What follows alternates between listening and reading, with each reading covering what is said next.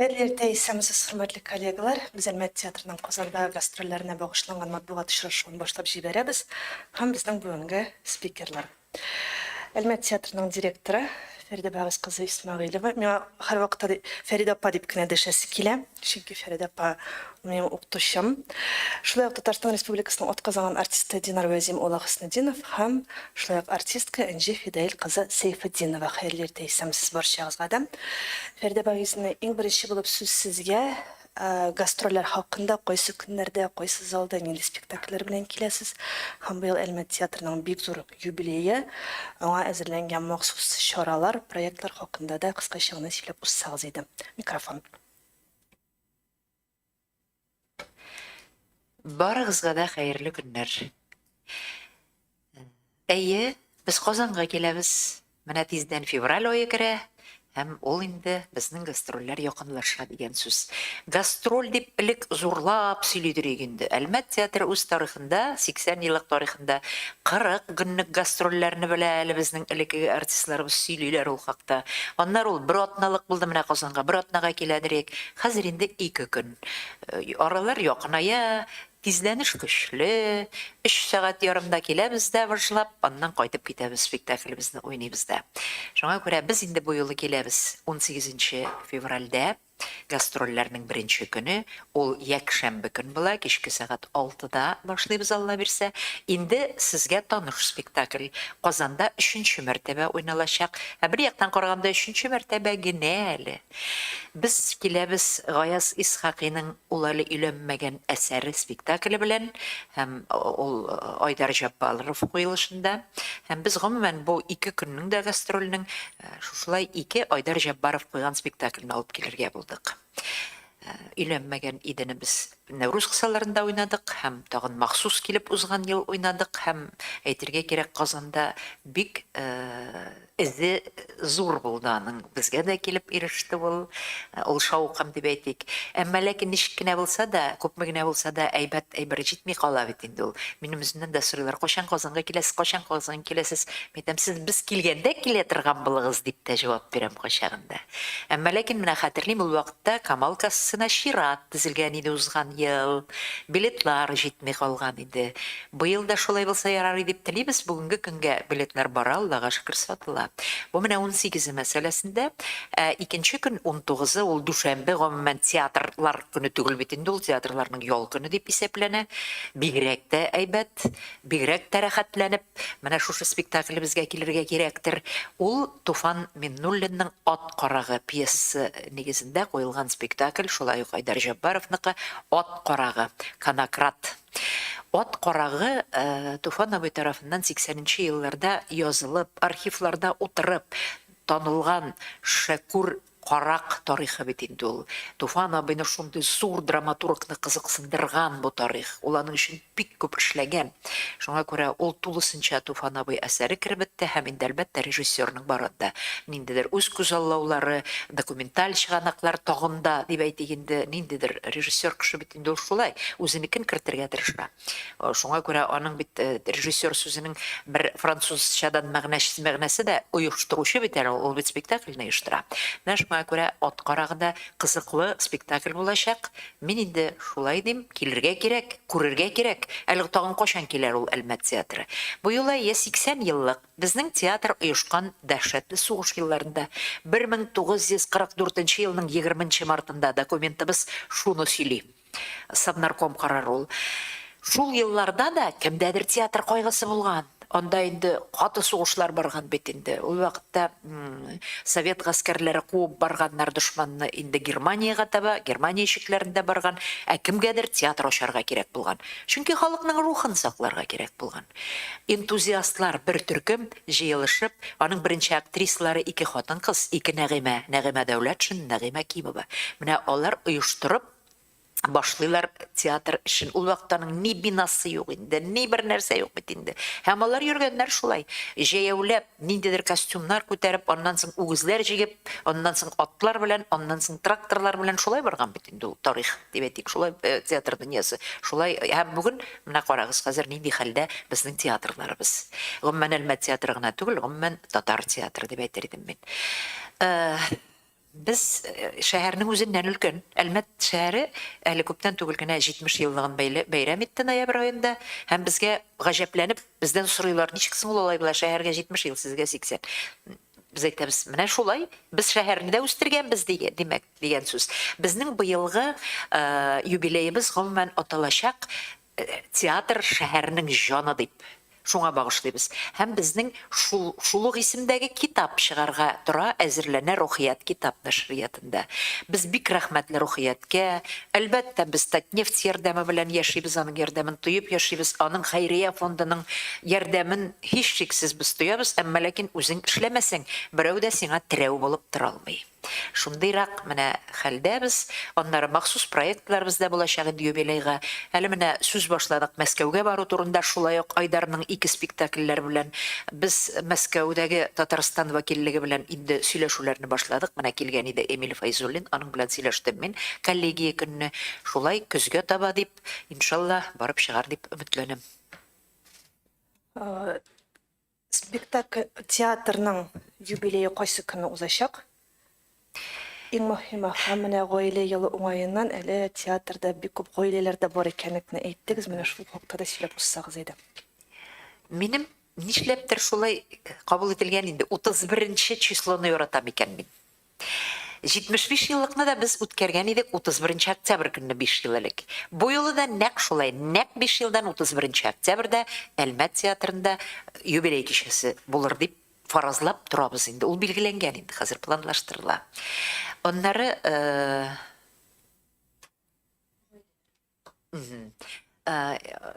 тагын 31-н тагын бер генә сүз белән җүпләп куйым әле ярыймы. Менә берсе көнгә 31 гыйнвар көнне без театрда үзебезнең бик зур бер проектыбызны эшлибез, аңа әзерлек бара. Менә моннан кайтып репетициягә утырабыз хәзер.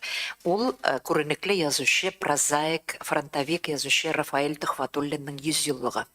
Ул Әлмәт шәһәрендә яшәде, үзе бит инде ул Арчаныкы бөтен сугышларны үткән, башында берничә ярышык йөрткән, аны тере килеш күреп белә идем Рафаэль абыйны, аның кичәләрен үткәрдек 70 яшьләрендә, әле хәтерлим шуларны.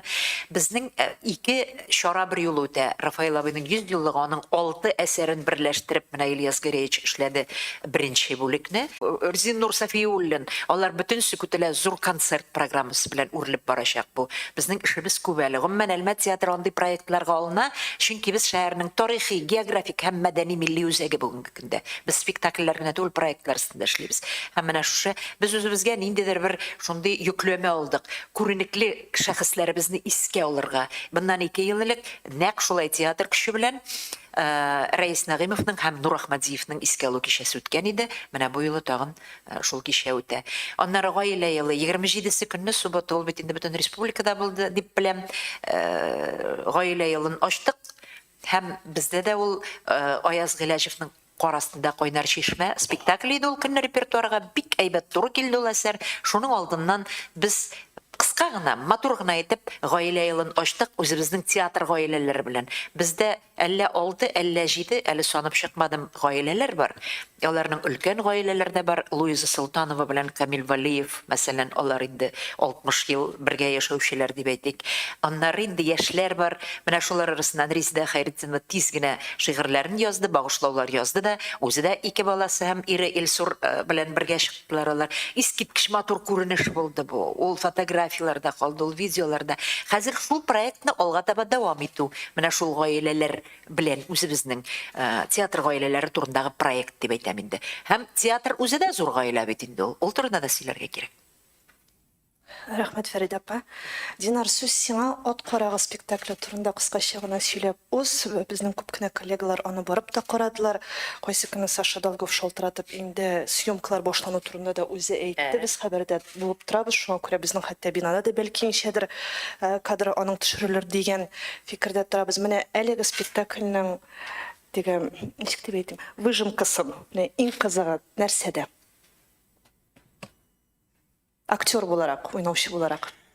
Исәміз, хәерле көн. Дөресен генә әйткәндә, бу безнең өчен, шәһәр өчен, театр өчен шулай ук спектакль вакыйга. Без бу спектакльне бик яратабыз, ә инде яраткан әйберләр белән бүлешәсе килә. Үзебез яратып уйныйбыз һәм инде менә Казанга да алып килеп, Казан тамашачысы өчен тәкъдим итәсебез киләге спектакльне. Изюминкасы ул спектакльнең бу спектакльдә бары тик ир егетләр генә уйный. Ирләр генә, хатын-кызларсыз, шуңа күрә бу спектакль шундый көчле, ирле, энергиялы спектакль. Ә инде без беләбез, мин төгәл процентовкасын белмим, Фәрдә Вагизовна миңа ярдәм итер. Спектакльләргә хатын-кызлар, ялгышмасам, күбрәк йөри. Әлбәттә шулай. 80% инде хатын-кыз йөри. Шуңа күрә әлеге спектакль битараф калдырмас, 80%-ны точно. Калган 20 өчен җавап бирә алмыйм. Нәрсә әйтәсе килә? Бу спектакль үзенең әле менә яшь булуына карамастан, инде чыннан да ниндидер тамашачы тарафыннан имтихан узды.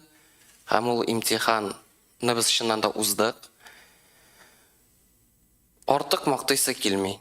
Менә килерләр, күрерләр, ул әле өйләнмәгән кебек, нинди булса менә шундый бер җитмичә калды дигән әйбер калыр сыман тоела. Шуңа күрә үзебез дә көтәбез бу очрашуны тамашачылар белән һәм күңелләренә хуш килер дип ышанып калабыз. Спектакльдәге ролең турында да сөйләп китсәң. Ролем нәрсә сөйләргә кирәк? Анда айырып ниндидер ул спектакль шуның белән дә кадерле, һәрбер роль үзенчәлекле. Мин теге айырым үземне ниндидер менә минем ролем мондай. Анда һәрбер егет индивидуальный, үзенең ниндидер персонажы бар. Шуңа күрә бу роль миңа ни өчен кадерле? Мин еш кына бит инде теге лирик геройлар, романтик геройларны уйныйм. Инде күп кенә тамашачылар ул рольләргә ияләшкәндер. Айдар ул ничектер булдыра һәм тудыра ала ул. Ул әле өйләнмәгәндә дә ул мине ничектер үземнең кысаларымдан чыгарды. Һәм бу спектакльдә дә мин инде теге тамашачы ияләшкән лирик, романтик образда түгел.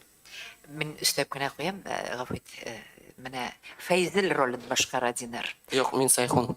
Сайхун Фәйзел димни. Сайхун ролен башкара, Фәйзел малай бит инде.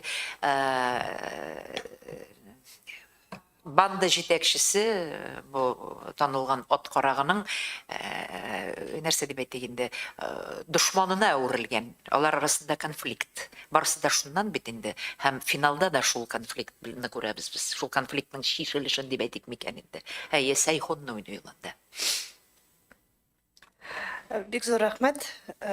Җегетләр генә уйный дигән залда утыручы бөтен кызларның кашлары шундый өскә менеп китте. Кызлар барып карыйсыбыз була инде хәзер. Энҗе, сүз сезгә. Ул әле өйләнмәгән иде дә, сез ике фәрештәнең берсен уйныйсыз. Ул менә шундый кызык алым, гомумән фәрештә, буларда аларның киенү рәвешләре, аларның сөйләшү рәвешләре, залга чыгып ниндидер интерактив оештырулары да менә ул әле өйләнмәгән идене күрмәүчеләргә нәрсә әйтер идегез менә әлеге спектакль? Хәерле көннәр, исәнмесез? Ул әле өйләнмәгән спектакль, миңа калса үзенең тамашачысын ул Казанда тапты инде, барысы да аны ярата дип беләм. Шулай ук менә миңа да сорау бирсәләр, иң яраткан спектаклең дип, ул чыннан да минем иң яраткан спектакльләремнең берсе. Аның чыгарылышы да бик кызыклы булды. Гомумән ул анда бар трагедияда, анда бар комедияда, анда бар философияда, гомумән килгән кешеләр безнең тамашачыларыбыз үзләренә кирәкле сорауларга җавап табып китә ала дип уйлыйм. Анда мәхәббәт темасы да бар, ата белән бала темасы да бар, дин, мәдәният темасы да бик ачык күренә. Мин инде фәрештә роле, ул дөресен әйткәндә язылмаган иде. Без аны үзебез этюдный формада таптык. Ничек эшли башладык без бу спектакльне? Без башладык этюдлардан. Кем үзен нинди рольдә күрә? Һәрберебез дә безнең Шәмси булып та карады, Анна булып та карады. Аннан соң без инде вербатимнарга күчтек. Һәрбер кешенең туганнары яисә дуслары арасында бардыр инде. Монда бит инде дин мәсьәләсе дә шундый әйе. Менә минем туганнарым арасында да бар рус белән мөселман, христиан белән мөселман дине кушылган парлар. Мин алардан сорадым, нинди проблемалар белән сез бүгенгесе көндә әйе очрашасыз. Без алардан барлык проблемаларны язып алдык һәм шушы проблемаларны шушы спектакльгә кертергә тырыштык. Аннан соң инде без мәчеткә дә бардык, ширкәүгә дә бардык, анда сөйләштек. Һәм менә шул мәчет белән ширкәүнең вербатимнары безнең спектакльдә күренә. Аны сез үзегез килеп карый аласыз, Алла бирсә. Шундый кызыклы алымнар бар. Ә безнең фәрештә рольләренә килгәндә инде ул чыннан да китапта юк. Без аны ничектер менә шулай этюдный формаларда җыя, ул спектакль бит шулай ничектер әкрен-әкрен җыелып килә. Без бер мәлне Диләрә белән икәү уйныйбыз бит инде без фәрештә ролен Диләрә Фазлиева белән. Без рольсез калдык. Biz әйтәбез, без нишлибез соң монда? Кем булабыз соң? Безне алып атмыйсыңдыр бит инде Айдар дип сорыйбыз. Анда 2 кыз роле бар. Аларның кызлары рольләре. Һәм Айдар әйтә, сез бит кызык буласыз, әгәр дә ки башыннан ахырына хәтле сез шушы историяларны, тарихны сөйләп чыксагыз, үзегезнең күз карашыгыздан дип. Менә шулай әкрен-әкрен генә ничектер туган фәрештәләр образлары ул. Һәм миңа калса, ул безнең спектакльдәге шундый изюминка, безнең рольләребез. Менә шул. Гомумән Айдарның менә бер үзенчәлеге бар, гаҗәеп. Ул аны үзе дә теге ул сорауга җавапны белми. Айдар куйган спектакльләр дәврендә без ничектер искә төшерәбез дә аннары. Ә ничек үтте соң менә репетициялар, бу спектакль? Менә Айдар һәр вакыт сорый. А как мы, говорит, этот спектакль поставили-то? Менә ничектер бер сулышта һәм әйтеп булмый. Менә без моны по пунктам эшләдек дип. Ул әле өйләнмәгән, ул ничектер үзеннән үзе туды. Менә һәм ат карагы да шулай. Һәм нәтиҗәсе чыннан да менә сыйфатлы. Айдар ул ничектер һәрбер артистка иңдерә, спектакльгә, образга, персонажларга, рольләргә була торган мәхәббәтне һәрбер безгә ничектер шулай менә иңдерә ала. Менә гаҗәеп сәләте бар ул яктан. Әйе, һәм инде Айдарның спектакльләрендә күп тапкыр шулай ук күргәнсездер, анда ничектер төп рольләр юк. Анда ничектер һәрбер актер да үзенең ролендә һәм аның һәрберсендә төп герой дип әйтеп була. Менә безнең шул ук өйләнмәгәнгә килгәндә дә анда безнең 8 кеше. Менә берсен генә алып куй, ул спектакль булмаячак. Бер актерны гына алып куйсаң, без менә организм кебек, йөрәкне алып куйсаң бит булмый, организм йөрәксез булмый бит инде организмна шулай. Анда безнең Нәфис Газиев бар, искиткеч аның биюләре, килегез, күрегез, сез, мин сезгә 100% әйтәм, сез гашыйк булачаксыз. Шуңа күрә һәрберебезнең дә анда искиткеч рольләре һәм Айдарны шуның белән без бик яратабыз. Шуңа күрә Айдар ни өчен дигәндә, чөнки Айдар ул спектакль гына куймый, ул спектакль өчен генә җаваплы түгел, ул һәрбер артистка битараф калмыйча һәрбер артистны күрсәтә. Һәм Айдар белән куйган спектакльләрдә аларда дөрестән ниндидер бердәмлек көче менә сизелә. Аннар беләсезме, мин сорар идем менә шундый тамашачы теләр идек без, шундый тамашачы килүен. Ул һәркемдә теле инде, әзерлекле тамашачы.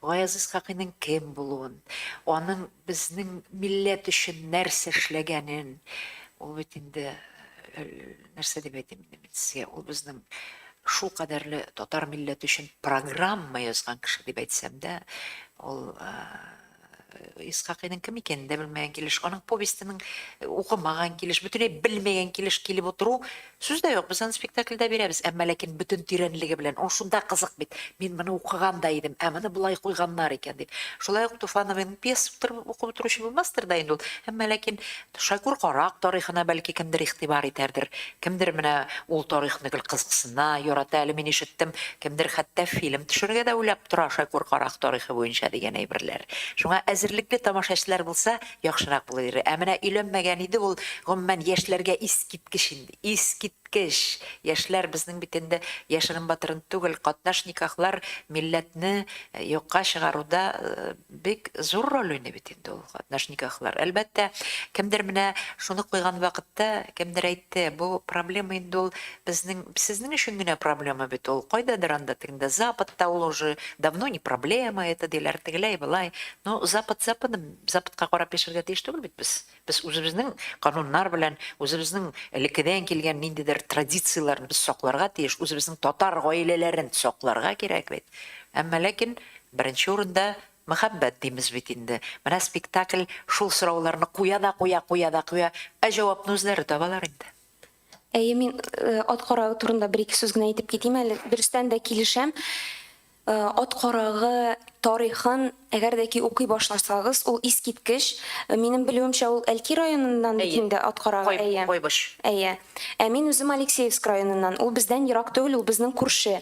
Мин кайтып Дөнидән сораган идем, без шул спектакльне куя башлаганда, аның тарихын Дöни әйтә, чыннан да ул безнең авылга килгәләде, безнең авылдан да атлар урлады, дип шундый кызыклы тарих сөйләгән иде. Ул менә безнең янәшәдә булган теге безнең әбиләребез күргән кешенең тарихы турында. Шуңа күрә әгәр дә ки сез аны спектакльне карарга килсәгез, укып та килсәгез, сезнең өчен ул искиткеч кызык булачак. Әмма ләкин бу һич тә безнең ат карагын данлавыбыз түгел. Бу бик катлаулы тема. Безнең спектакльдә шуннан ук башлана, караклык бер кашанда әйбәт нәрсә булмады дип. Кемне урлыйсың анда, Робин Гудмы син анда? Анда да әле бәхәсле әйберләр күп. Шакур карак бит инде ярлыларның атларына тимәгән, ул Туфановыйда да шулай, әйе. Но ни өчен тимәгән? Чөнки яңарга үзенең имиджын үз районында тотарга кирәк булган. Бәлки ул теге михрабанлыктан да килми торгандыр. Монда шулай ук спектакльдә яңгырый бу проблемалар, бу мәсьәләләр дип әйтик. Әмма ләкин ул тагын ачык калдырыла. Кем ничек кабул итәчәк инде? Берәү инде, "О, менә Шакур карак, ул ярлыларга тимәгән, ул аларга ярдәм иткән", тегел әйткән булай. Нигә иткән ул аны? Менә андый әйберләр дә бар, аны тирәнрәк итеп уйларга кирәк. Монда мәсьәлә бер яклы гына түгел һич тә. Һәм һич тә без караклыкны ниндидер героизм дәрәҗәсенә күтәреп, ул бит банда. Ул банда 26-нчы елда атылган банда бит инде ул. Совет власте тарафыннан. Шул. Айдар бу спектакльне куйганда иң беренче төп сорау һәм бу спектакльнең төп соравы без аны ачыкларга тырыштык, ничектер бергә җаваплар эзләдек. Шакур безгә килгәндә Сибгат ул героймы яисә каракмы? Бу сорауга һәрберсе үзенчә җавап бирер безнең спектакльне караганнан соң. Әлегә теге без сер итеп калсын, бу сорауга нинди теге җавапта микән дигән. Рәхмәт, хөрмәтле коллегалар, сезнең сорауларга күчик. Давайте на русском, можно и на русском. Давайте. А вы нас вообще поняли? Хәерле көн, әлбәттә, мин сезне аңладым. Без ГТРК Татарстаннан. У нас двухязычное телевидение, сез беләсездер инде, иртәнге якта безнең татарча чыга, инде көнгә 3 тапкыр ялгышмасам, біз инде 3 тапкыр русча. Шуңа күрә инде безнең коллегаларга да сез русча слеп китсәгез. Насколько я понимаю, вы приезжаете 18-19 января. Да, какая программа ждет казанцев и вообще какие особенности нас ждут? Спасибо. Рәхмәт, спасибо. Аларның үйләре булган ди таштан, сөйлим ми яңа баштан булды быйма. Да, конечно, я понимаю. Итак, Альметьевский театр. Альметьевский театр приезжает в Казань с гастролями. Я уже говорила, гастроли раньше это было понятие такое по 40 дней, по 2 месяца могло быть. Ну, потом все сокращается, время убыстряется. Мы теперь, Казань для нас это уже очень близкое расстояние, тем более мост у нас есть сейчас. Вот, мы приезжаем 18 февраля, в воскресенье, в 6 вечера. Мы со спектаклем открываем свои гастроли двухдневные со спектаклем по повести Гаязы Исхаки «Не был женат». Не был женат. Режиссер Айдар Забаров. И теперь этот спектакль уже играется в Казани не первый раз, 3-й раз. И вот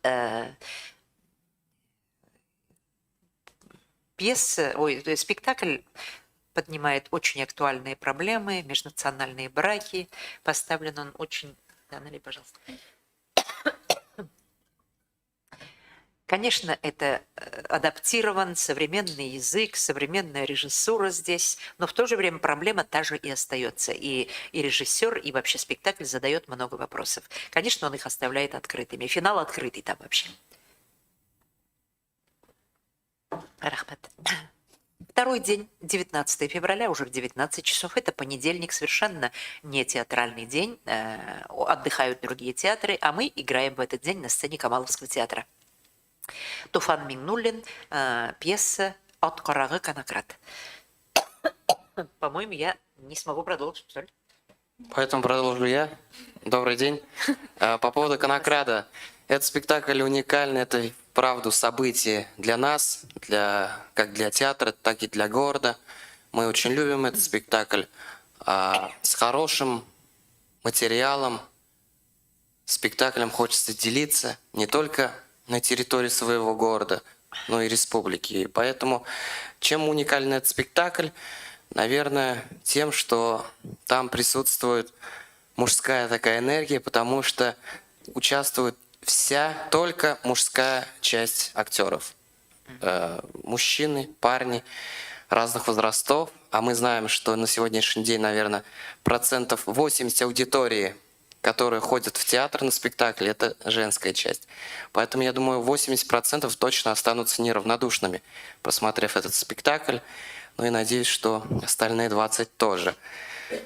Не хочу делать какой-то спойлер, нужно прийти. Я думаю, что мы не подведем, потому что этот спектакль для нас, скажем так, один из таких теперь уже любимых стал. И поэтому хочется делиться и с вами. Оба спектакля, конечно, затрагивают очень серьезные проблемы, очень серьезные темы. Межнациональные браки, отношения, понятно. И еще «Конокрад» — это документальная история практически. Она была написана драматургом. Это результат долгого изучения архивных документов. Туфан Абы очень интересовался этой историей. Шакур Карак был знаменитый такой вор, это бандит, действительно это так, но просто попытка еще раз, значит, обратить внимание на этот персонаж в истории, а он в истории остался практически. Вот почему так? Что он исповедовал, этот человек? Для чего это нужно было? Вообще конокрадство это было профессией практически, вот целыми деревнями были конокрады. Ну, конечно, это исчезнувшая, так называемая, конечно, профессия. Вот об этом. Это Айдар ведь он как? Забаров, он исследователь. Он исследует. Вот и как не был женат, это исследование проблемы. Вот как межнациональные браки могут заключиться, не заключиться, как люди к этому идут и так далее. И точно так же история этой банды. Как это происходило? Айдар вообще, он любитель истории, погружать не только себя, не поверхностно он ставит спектакль, но и погружает в историю людей, спектакля, романа, жизни. И мы вот с ним ездили в село Чутеево, откуда родом сам Шакур Карак, наблюдали. И когда мы начинали ставить этот спектакль, один из ключевых вопросов для Айдара и для нас был все-таки Шакур Карак — это вор или герой? И каждый зритель, наверное, для себя найдет свой ответ, просмотрев наш спектакль. Айрель. Бексур Ахмет, спасибо огромное. Хайырлы күн, Раил Садрый, Татарстан радиосы. Білуімізше, узған ел ақырындағына сіздің театр үшін зор вақиға болып өтті. Яңа баш режиссер деген вазифа, ол да болса Сәрдар Дахировский сіздің театрға баш режиссер боларақ белгіленді. Бүгін оның инде әлмәткә ярақлашуы, сіздің театрға адаптациясы узы біттіме, һәм оның ижад җимешләрен кайчан күрәчәкбез? Бу бер сорау. Икенчедән, бик күп спектакльләрегез бүген бик популяр, халык яратып карый, аны инде төрле фестивальләргә дә йөртәсез. Менә шундый фестивальләр килеп чыксын өчен сез ниндидер тикшеренү эшләре алып барасызмы, яки тамашачы артыннан күзәтәсезме? Менә шулар турында киңрәк иттереп сөйләп үтсәгез иде. Рахмет, Раил. Бірінші информацияға шунда ук кире жауап берем. Бу мәгълүмат дөрес түгел. Безгә билгеләнмәде беркемдә. Безнең билгеләнмәде, чөнки минем бу авырткан җирем бу сорау. Нәрсә өчен авырткан җирем? Чөнки менә бу масса күләм чаралар, алар дөрес информация бирмәделәр баштан ук. Әйтеп тормыйм инде кемнәр мин бик каты бәхәскә дә кердем, ниндидер хәтта конфликтка да киреп алдым. Кеше билгеләнмәгән, кеше әле килмәгән, кеше әле чит илдә үзенең яши торган җирендә Венгриядә. Ничек сез аны алай дип яза аласыз? Сезгә билгеләнде? Юк, билгеләнмәде. Ул турда сүз барды. Әйе, Ирада Хафизяновнаның да бу журналистларга әйтте ул, менә шулай булуы мөмкин дигән әйберне. Сардар килде, сез аны күрдегез күбегез. Ул танышты труппа белән, Әлмәт белән, без аның белән Казанда да йөрдек, Әлмәттә дә булдык, спектакльләрдә карадык, үзебезнекеләрендә проектлар булачак. Проектлар турында да сөйләшә башладык. Хәзердә элемтәдә без ул кайтып китте, менә яңа ел алдыннан, һәм шуннан соң әле аның кайчан аның документларын эшлисе бар, килү өчен бит махсус документлар кирәк, үзегез беләсез. Эшкә рөхсәт, кәгазьләре кирәк. Алар юк. Ул якынча бу фараз гына март азагында килергә тиеш дип күзаллана, әгәр дә барсы да тиешенчә барып чыкса. Әйе, булачак проектлар турында без аның белән сөйләшә башладык. Менә мәсәлән, безнең беренче сүз шулай иде. Сардар дидем мен аңарга. Вот я им сказал, метам Сардар, вот у нас есть такая проблема, что часть труппы очень занята и загружена, а часть труппы, в общем-то, имеет мало ролей, и они хотят играть. Он сказал, тут же вот подхватил, а давайте я прямо вот как приеду, как вот буду назначен, сразу с них начну, вот с ними буду что-то ставить. Мне это очень понравилась эта идея, вот таким образом. Ну и дальше, все говорить я, конечно, здесь не буду, потому что татарча әйткәндә реләмәгән сукмаган дибез без, тумаган тойның белендә сындырмыйбыз әлегә. Билгеләнсә, эшләрбез, сүздә юк. Анда без бар, анда менә дигән труппа бар. Труппаның төрле режиссерлар белән эшләү тәҗрибәсе бар. Бигрәк тә менә очрашу вакытында бик матур тәэсир калдырды ул, үзенең Казан тәэсирләрен сөйләде, труппа белән танышты, аның да спектакльләрне бик ошатты. Әйтергә кирәк, ул безнең алтын чәчле карады соңгы премьераларның берсен. Менә шуңа күрә көтәбез, нигә булмасын ди. Бу кызыклы бер дип торам мин. Әлбәттә, сүзләр күп төрле йөри. Ул нишләп, ул татарча белмәй, ничек була ул татар театрында. Театр ул коллектив хезмәт. Татарча белү кирәк, сүз дә юк. Мин моңарга һич ни каршылыгым юк. Әмма ләкин менә вакыйгалар шулай китә икән, шул излекле. Шулай булсын. Бер нәрсә бездә инде нидән Македониянан килгән Звездан Ангеловский куеп китте. Менә дигән спектакль Король белән матур иде ул спектакль, гаҗәби. Һәм башкалар. Шуңа күрә моның берсе дә юк. Икенче сорауны инде хәзер нәрсә дидек әле? Фестивальләр турында. Фестивальләр турында гына түгел, менә спектакльләргә чынлап та уңыш казансын өчен сез ниндидер әзерлек эш алып барасызмы, махсус тикшеренүләр үткәрәсезме, яки инде тамашачы артыннан ияреп барасызмы? Тамашачы артыннан ияргә ярамый. Ни генә тамашачыга хөрмәтебез зур, тамашачы ул беренчел урында тора, сүз дә юк театрда, тамашачысыз театр була алмый, это нонсенс. Но, беләсезме, әгәр дә біз һаман шул бер кияү тегеләйтә, кияүгә чыга, кияү урлана, кияү әллә нишли, һаман шул бер кияүләр темасы гына булса, акылдан язарга мөмкин моннан. Без милләтне кая алып барабыз соның белән. Шуның белән акланыргамы тагын моңа халык йөри дип. Ну, белмим, мин моңарга бер дә кул куя алмыйм үзем. Халыкка төрле тема бирергә кирәк. Тирән темалардан курыкмаска кирәк. Безнең бит темаларыбыз да күп. Яшәешебез мең төрле бит, безнең бер генә төрле түгел бит. Кияүгә чыгу гына түгел бит. Хыянат итү генә түгел бит, шуннан җылап утыру гына түгел бит, җәмәгатьләр. Шуңа күрә тикшеренү эшләре дис. Менә яңа гына әйтеп китте Динар. Әйе, Айдар ул менә чыннан да тикшерә. Без материал сайлаганда шулай сайларга тырышабыз. Бу репертуарда мондый тема бар инде. Менә бу юк әле. Менә бу бик кызыклы тема бит, әйдәгез алынып карыйк. Менә бу бит әле булмады. Или анда тагын менә шундый мең төрле әйбер инде ул. Без материал сайлауга бик тырышып якын килергә тырышабыз. Әмма ләкин ул һәр вакытта да барып та чыкмый торгандыр бәлки шулайдыр да. Нәрсә дип әйтим? Аннан соң менә яраткан сүзләрем бар минем. Алар инде штампларга әйләнеп беткәннәрдер, бәлки менә кызлар, җегетләр беләләр аны. Театр минем өчен ике нәрсәдән төзелә. Башкалары шуңарга прикладывается дип әйткән рус әйткәндә. Тоташа берсе аның мөнәсәбәт, театрга мөнәсәбәт булырга тиеш һәр театрда эшләүче кешенең. Икенчесе зәвык. Зәвыкны югалтырга ярамый, онтырга ярамый. Ул зәвык хатын-кызларның бизәнү әйбереннән башлап, сәхнәдәге аяк киеменнән башлап, сәхнә пәрдәсеннән башлап, һәм башкалардан тора. Менә мин Айдар Җаббаровны нигә бик хөрмәт итәм, зәвыклы режиссер ул, беләсезме? Менә шул ул зәвык дигән әйберләр, алар төп рольне уйныйлар. Шуңа без тырышып якын киләбез, әмма ләкин бу җитди темалар гына күтәрәбез дигән сүз түгел, һич юк. Без Күлдірі тұрған әйбірлер, бушана тұрған әйбірлер, олар ешсіз оларға теш, әнешік болмасын соң. Халық бит, бик көп түрлі. Мен қазір шоққатам, мен де комментарийлар берілі. Міне, ғадатигіне бір әйбір, мәселен, біреу жазады, оннан кете комментарийлар, мен шоқларға қатам.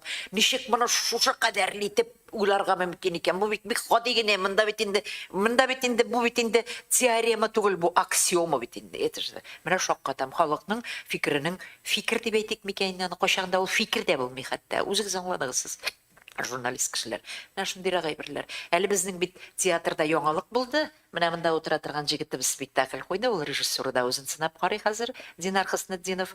Біз ешлерге yol береміз деп лонзун білен генә сөйләмим мен. Ол шын мағынасында театрның үзенченнән үсәргә тиеш иҗат көчләре. Мен моңарга инандым хәзер. Резида Хайретдинова безнең каләм тибрәтә.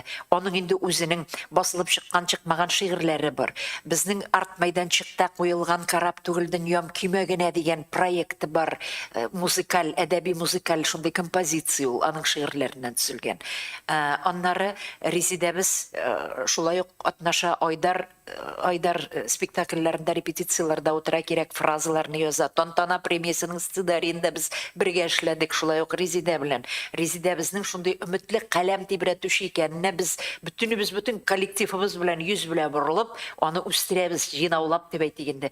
Һәм менә ул язды пьеса, комедия, киңәш кирәк дигән. Һәм аны қойдылар, менә бергәләшеп, Динар Хыснетдинов аның режиссеры.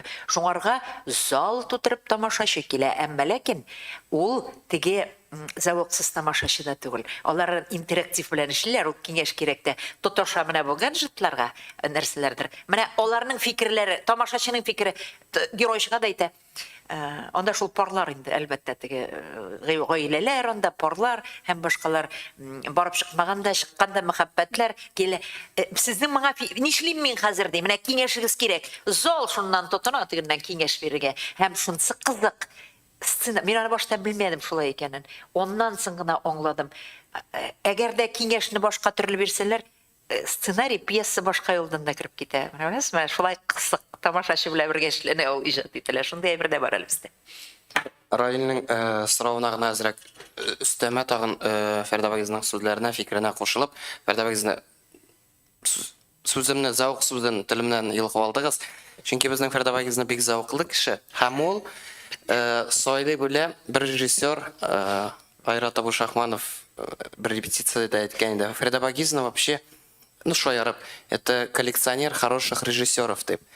Это у него вроде говорит хобби. И поэтому нәтиҗәсендә менә Фәрдәбагызның гомумән режиссерларны сайлый белүе менә шундый нәтиҗәгә китерә. Айдар белән без еш кына менә сөйләшкәндә, ул бит анда бер юк теге.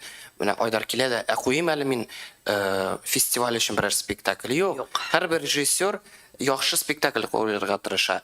Әгәр дә ул чыннан да яхшы спектакль килеп чыга икән, аны тамашачы да, фестиваль кысаларында жюри әгъзалары да, театроведлар да инде кабул итә.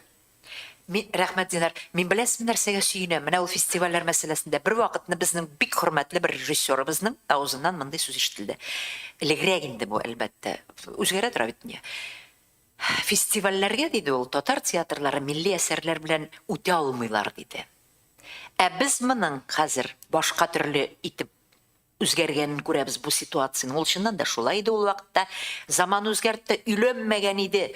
Татар классигының әсәре буенча без инде берничә фестивальдә гран-при яуладык. Россия театр белгечләре аңарга шундый югары бәя бирделәр. Менә Самарда ул шулай булды. Волга театральный фестиваль үтте анда. Академия театрларының фестивальләре иде. Бүтән Идел буе шәһәрләренең. Уфа булсын, Чебоксар булсын, анда тагын кайсы шәһәрләрдән бар театрлар, бер 15 театр.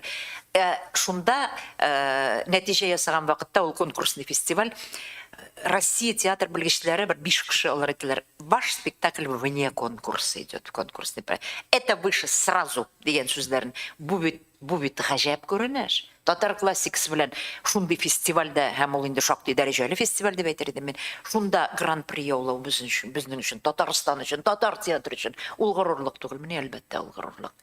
Шундый хәл. зәук мәсьәләсен бераз гына дәвам итеп, Фәридә Багизовна ул режиссерларны гына түгел, ул укытканда ук зәук тәрбияли белде. Миңа калса шуңа күрә. Без бик күп бүген укучылар мин генә түгел, үзебезнең чыгарылыш сыйныф исеменнән генә түгел, башкалар исеменнән дә моны әйтәм, чөнки Әлмәт театры Казанга гастрольләр белән килгәндә без гадәттә аерым җыелышып, теге хәбәргә кереп, менә шушында гына барып күрешик әле дип, махсус Фәридә апа белән күрешер өчен иң беренче чиратта барабыз. Нора спектакль карап, яңадан аңа бик күп кайтавазлар язабыз. Хөрмәтле коллегалар, сорауларыгыз булса, безнең тагын бер сорауга гына вакыт калды. Әйе, 3 минут әйрәйл. Кыска гына җавап бирсәгез дә була, менә ут күршеләрегездә чыккан соңгы гаугага карата. Менә бу мәсьәләне шишелеше Этик Камал театрында элек инсаният дигән труппа бар иде бит. Ул инде менә сәхнә ветераннарыннан төзелгән иде. Сезнең театрда бу хәл ничек, гомумән өлкән бу артистларына хөрмәт, аларны уйнату әле бармы? Камила абый, Луиза апа, Роза апалар уйныйлармы әле бүгендә? Рәхмәт. Өченче көн Камила абый өчен барыбыз да переживать итеп тордык. Ул уйнады Син кайда идең Илгиз Зәйниев постановкасында. Шунда уйнады ул төп рольне Василий Игнатьевич уйный. Инде спектакль күп еллар бара дисәм дә була. Юбилярлар шул спектакль белән үттеләр инде безнең. Камила абый өчен сәхнә артында да, монда да 81 яшьлек Камила абыйбыз төп рольне бит тартырга кирәк бит. Наилә Нәҗипова белән уйныйлар. Аллага шөкер, җегетләр кебек уйнап чыкты. Һәр килүен көтеп алабыз Камила абыйның. Аңарга менә теге икона стиле дибез бит инде. Менә шундыйга караган кебек карап торабыз. Луиза апа безнең 1 февральдә Азнакайда үтә 80 яшьлек юбилее. Йөрәк сире спектакле белән Ләйсән Әминованың. Менә юк, алар безнең өчен кирәк. Мин менә яшьләрне күзәтәм. Алар бит алар белән үсмәгән. Ярый, мин алар тәэсирендә тәрбияләнгән кеше. Әмма ләкин алар да ул көнне ниндидер башка төрле була театрда Камила абый килгән.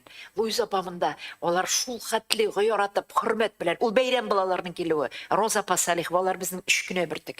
Но бу әйбергә мин әйтмим, бөтен ветераннарны да шулай калдырып килеп, бөтен шулай булса, ул билгеләнгән 40 штат менә безнеке тулы. Яшьләр алырга кирәк, һәр елны кирәк, 2 кеше булса да бер егет, бер кыз алып кайтырга кирәк. Нишләргә дигән. Монда нәрсәдер уйлап бетерергә кирәк. Бу менә булай булырга тиеш. Ниндидер бер фонд оештырырга тиеш. Ул артистлар күп түгел бит. Шул фонд ярдәмендә аларны ниндидер поддержка булырга тиеш аларда. Алар театрда булырга тиешләр, әмма ләкин штатны да бит ничектер итеп безразмерный түгел бит, ул аны да киңәйтү. Ул проблема, ул зур проблема. Мин инде ул проблемага мөнәсәбәтем була иде. Чаллы театрының артистлары, алар бераз гына башка төрлерәк эшләгән булсалар, Олег Кенҗәгуловның аларга булган тәкъдиме, менә рольләрегез күп түгел, бәлки менә безгә кирәк бит инде штат. Аларның чыннан да җитми артистлар, без аны беләбез шулай. Аларның масштабны проектлар да кирәк бит инде.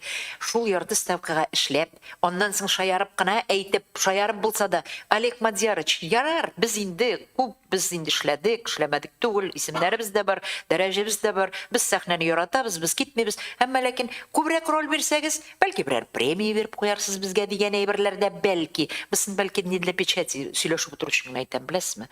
Мин мәсәлән шул якны күбрәк әйтәм. Әмма ләкин ветераннар алар һәр вакыт. Менә Әлмәт театры ни өчен бүгенге көндә дә уңышлары күп Әлмәт театрының. Миңа кемдер бер көн сорау бирде. Да нигезе бар аның. Беләсезме, нигезе шул кешеләр үстергәннәр бит ул театрны. Ул бүген генә барлыкка килеп оешкан театр түгел бит. 80 еллык тарихта кемнәр генә булмаган бит анда. Мин аларның үзләрен күбесен шәхсән күреп үстем, аларның рольләрен дип әйтик. Менә шул. Ул иң әрнегән әйберләрнең берсе, мин бит үзем бу артистларны карап, бәлки менә аларның шулай карап үскәнгә үзем дә шул юлны сайлаганмындыр. Алар иңдерә алды миңа менә шул тарих, сәнгатькә мәхәббәтне. Шуңа күрә аларны ничектер без бик хөрмәт итәбез, яратабыз, кадерлибез, һәм аларның бәясен беркайчан да төшерергә ярамый. Нельзя списывать никогда со счетов. Мәсьәләне күтәрергә һәм шишәргә кирәк бу чиракта. Аларны сонарга кирәк, күпме кешеләр менә бүгенге көндә, аннан соң алар бит әле тагын җитлегеп торалар дип әйтәм инде. Мәсьәлә шишелешне сорый. Бик зур рәхмәт. Шундый бик матур салый сөйләшү булды. Сезгә төшәм 18 һәм 19 февраль көннәрендә Галәскәр Камал исемендәге театр бинасында, сәхнәсендә Әлмәт театры үзенең 2 менә дигән Эсерен куя, беренчесе ул әле өйләнмәгән иде һәм ат карагы шуңа күрә хөрмәтле коллегалар килми калмагыз. Ат карагына кызлар барабыз Алла бирсә аерым. Раил сиңа ул әле өйләнмәгән иде дигән. Ә мин үземнең укучыма рәхмәт әйтәм һәм горурланам Ләйсән. Рәхмәт яусын. Укытучы өчен моннан да зур горурлык була алмый. Минем укучыларым бик күп һәм алар бик күп төрле өлкәләрдә эшлиләр. Һәм Ләйсән инде менә күз өстендә кара каш кебек. Ну, Фәридә Укыганда да апаны- шулай. Фәридә укучысы булудай дорого стоит, конечно, шуңа күрә. Бик зур рәхмәт. Бик зур рәхмәт килүегезгә, сорауларыгызга. Килегез, очрашырбыз. Так, булды бит бу. Нәрсәдер җүтәлеп кенә карап булдым.